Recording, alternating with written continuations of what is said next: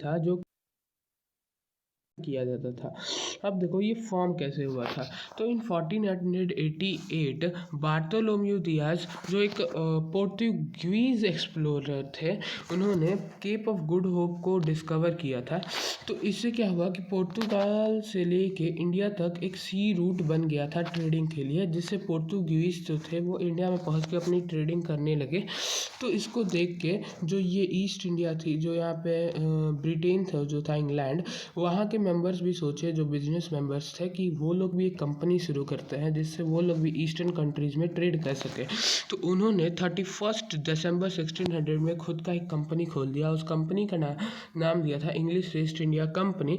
और फिर उस कंपनी से वो लोग सोचे कि अब हम लोग ट्रेड करेंगे, बट उसके लिए उन लोग को अप्रूवल चाहिए था। तो वो लोग पहुँच गए क्वीन एलिजाबेथ फर्स्ट के पास, जो उस समय इंग्लैंड की क्वीन थी, उसके पास वो लोग गए। तो क्वीन एलिजाबेथ ने उनको परमिशन दे दिया ईस्ट कंट्रीज़ में ट्रेड करने के लिए थ्रू अ चार्टर। उन्होंने परमिशन दे दिया इंग्लिश ईस्ट इंडिया कंपनी को। फिर वो निकल गए ट्रेड करने के लिए ईस्टर्न कंट्रीज से 1600 में, और 1608 में वो पहुंच गए इंडिया में। और 1608 में पहुंचने के बाद उस समय इंडिया में मुग़ल का राज चल रहा था। तो मुग़ल राजा उस समय जहांगीर थे।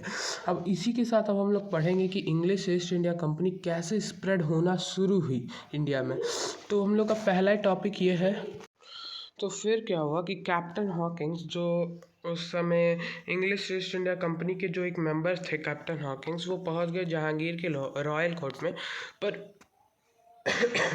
परमिशन मांगने के लिए कि क्या वो एक मीन्स सूरत में इंग्लिश ट्रेडिंग सेंटर खुलवा सकते हैं। बट जहांगीर ने रेफ्यूज़ जब मना कर दिया कैप्टन हॉकिंस को, क्योंकि वो प्रेशर में थे पोर्तुगीज़ की। जैसे कि मैंने बोला कि पोर्तुगीज़ इंडिया ऑलरेडी पहुंच गए थे ट्रेडिंग करने के लिए, तो वो प्रेशर दे रहे थे जहांगीर पे कि उन लोगों को वो परमिशन ना दे, जिससे कि पोर्तुगीज़ के लिए कोई कंपटीशन ही नहीं रहेगा।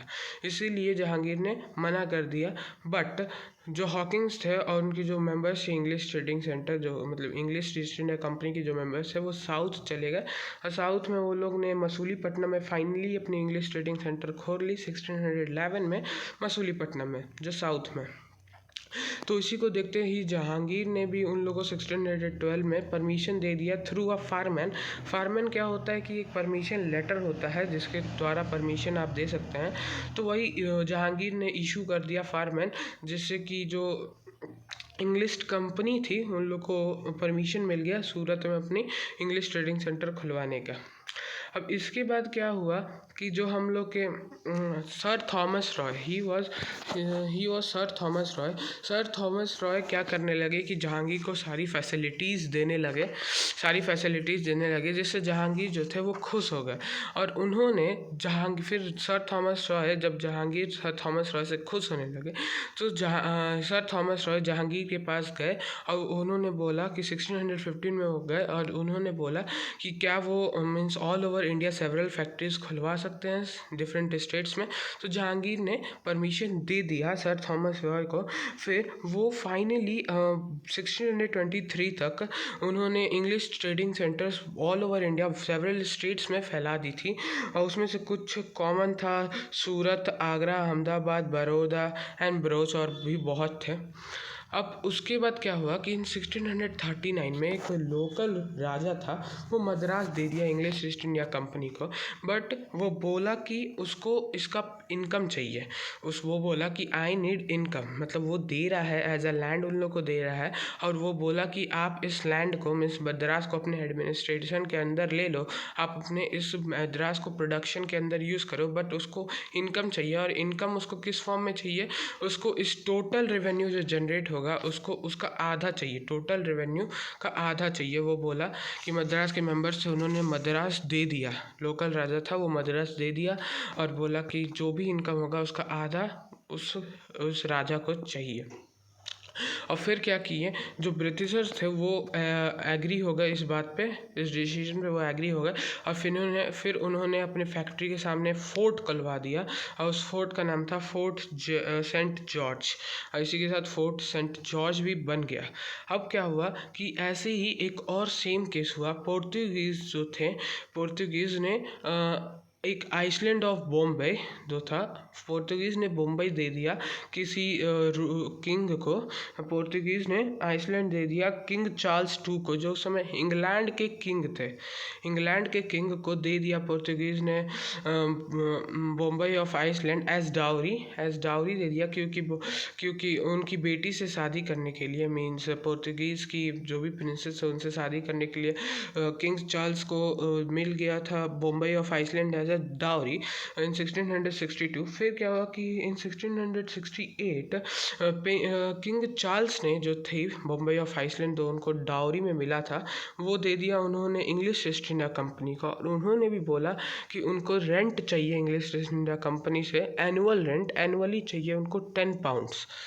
इस शर्त पे इंग्लिश ईस्ट इंडिया कंपनी फिर राजी हो गया और फिर Bombay English east India company का हेड क्वार्टर बन गया।